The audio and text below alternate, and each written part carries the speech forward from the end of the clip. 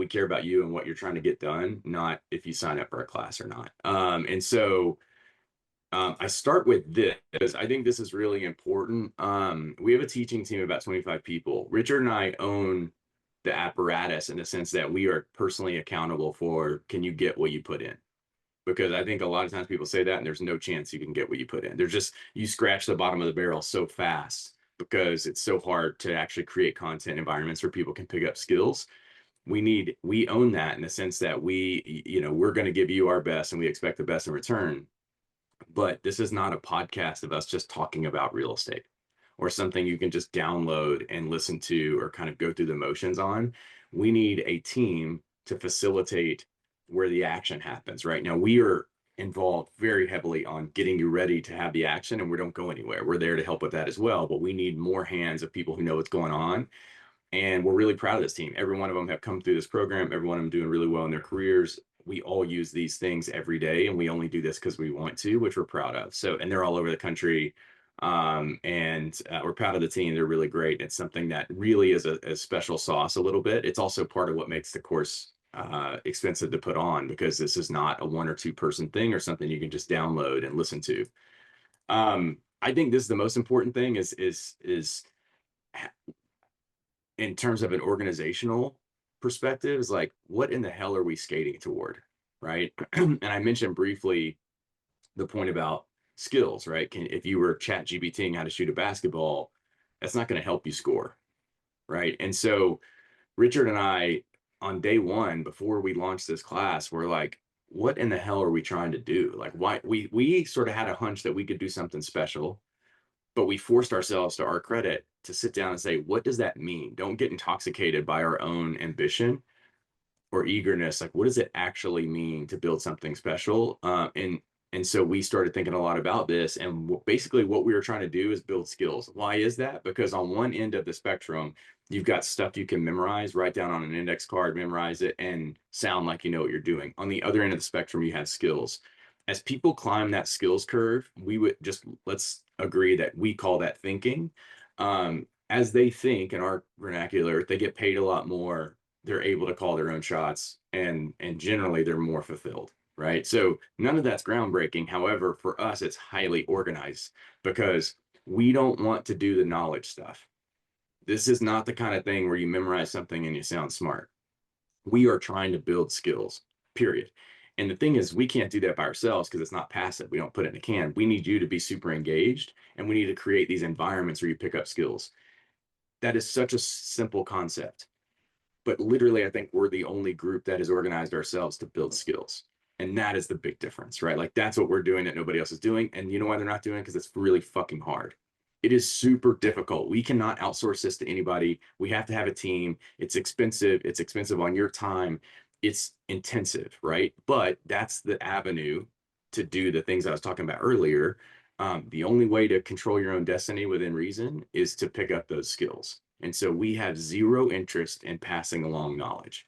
Zero. That's not what we're trying to do. That's why we put so much free stuff out on LinkedIn. All we're doing on LinkedIn is applying our skill frameworks to information, right? So then when it triggers people, they're like, oh, wait, what's happening here? It's not the outcome that matters. It's the framework, right? And so what we're trying to do is define those frameworks, let you run through them, get some reps, and it changes the game, is our hope. And so why are we able to do that? And I'm going to run through this really quickly. This will take me 5 or 10 minutes. The first reason we're able to do this is because there are only 4 critical paths in our industry. Literally every single thing that every single person is doing rolls through these 4 paths. Each of these paths is memorialized in a set of documents. Those documents have a symmetry to them. It also helps that Richard and I have been through hundreds of these, right? So that's nice. And the whole time that we're doing that, we've also been teaching. And so we know these paths pretty well. To navigate those 4 paths, you basically need these 8 fundamentals. This course over the last 6, 7 years has evolved in some ways. One way that it has not evolved is these 8 fundamentals have not been touched. This is the gravity of our business. And so if I had to go back and pat us on the back early on, I would say the 2 things that we did great, 3 things. 1, finding each other, like finding people who share that value, because it's really freaking hard and are motivated by the right reasons. It's changed our lives. We want it to change others if they want it. 2, we identified the thinking versus processing thing, and that made us focus on skills. And 3, we spent a lot of time defining what is the gravity of our business, right? And so I'm about to run through what we believe the gravity of our business is, which is to say, when you strip away all the BS, like what are the fundamentals that you have to know to be able to build those skills? As I go, this is the most important 5 minutes of this morning thing.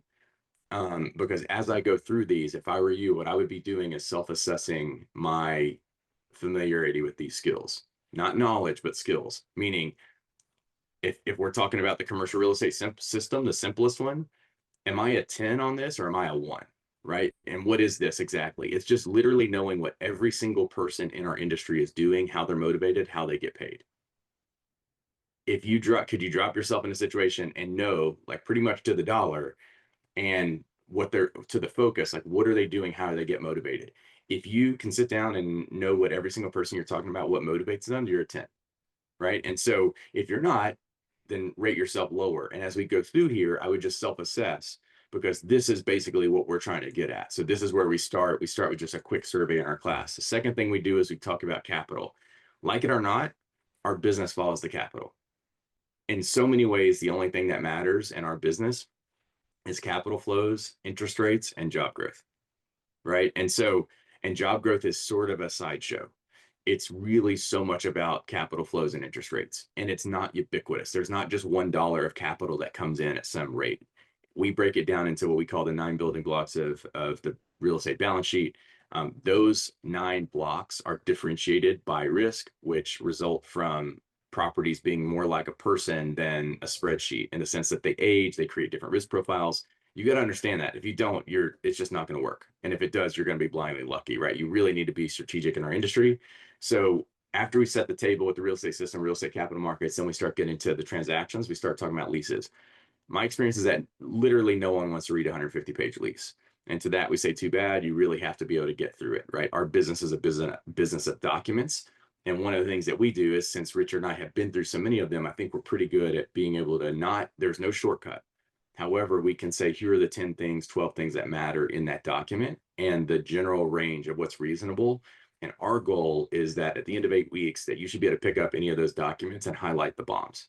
Like, here's where the action is in the document. I may not be able to abstract it perfectly or negotiate it, but I can say that these 2 paragraphs are where the action is, right? And this is why. That's what we're trying to get to. Then we get to what I think is the most important module, which is real estate valuation. We have a unique approach to this. And I don't know why other people aren't teaching it the same way, by the way, because it works, right? Like, and we basically are able to speed up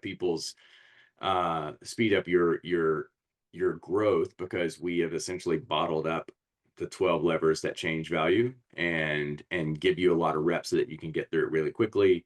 And we're really proud of that. That's the most important thing. If you look at everybody who's made a ton of money in our business, 90+% of them, what are they really good at? Real estate valuation.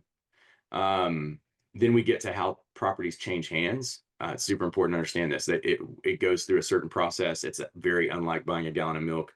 What is due diligence? How do you navigate through it? And then what's the documentation that's behind that? How do you navigate that? Then we get to the most complicated one, which is debt, leverage, mortgages. This is the one where the light bulbs really start to go off, frankly, where people are like, oh, I see now. I see why this industry blows up. I see why people make a lot of money. I see what the real tripwires are. And then we get to the 2 that everybody wants to talk about, which is development and joint ventures. This is a good little segue on how we break up the class. It's generally into thirds.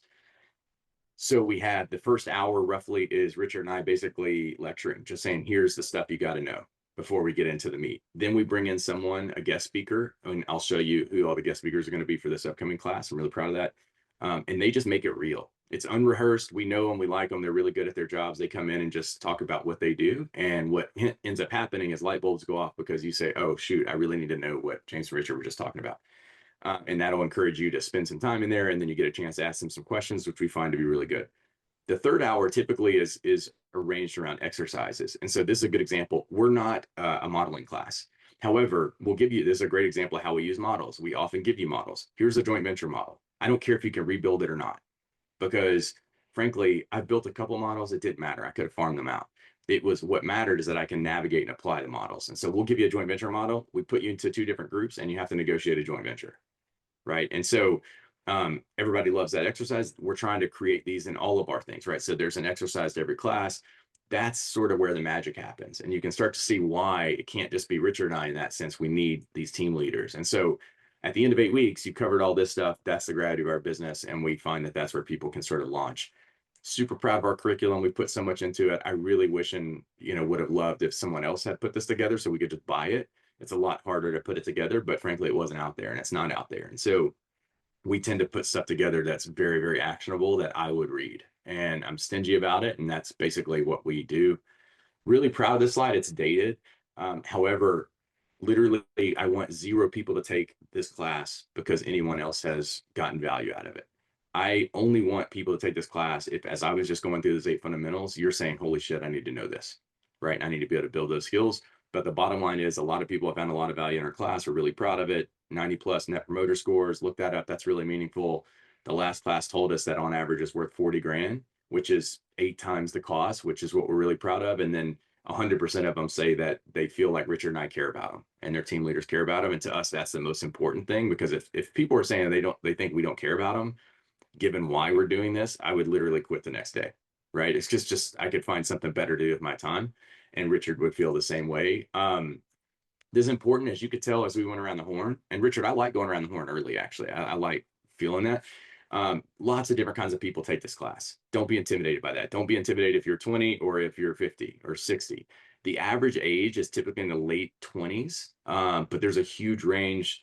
Because of that average, people are making $150,000 to $200,000 a year. 70 to 80% of them are in our industry. It's not age or comp or in or out of the industry that binds people. It's these 4 things that bind people. And this is what's important. Every single one of us is dedicated to this industry. We're not surveying it. We're not tinkering. We're not sort of dabbling. Every single one of us is capable of looking in the mirror, and we really seek out our weaknesses. So you have to either be aware of your weaknesses or want to be aware of your weaknesses. That definitely applies to Richard and me first, right? We do not have it all figured out. We're trying to learn aggressively. Why is that so important? The other side of that is, hey, I'm already great. I just need a certification. We push aggressively for those people to get the hell out of here, right? Because it's just, we don't want that. We want curiosity, because you got to be willing to work. This is not a podcast. You can't play it in the background and sort of hang out. And then similarly, number 4, you got to be engaged. And so you're just not going to accomplish what we need to accomplish if you're not engaged, full stop. So we're busy, you're busy, you're going to get the absolute best of us. We're going to bring it. We have to gear up and run hard. You're not going to get camera off like, me, chowing down in the background, not paying attention. We are fully engaged. And that's not to impress anyone. That's because we've got really aggressive goals to accomplish, right?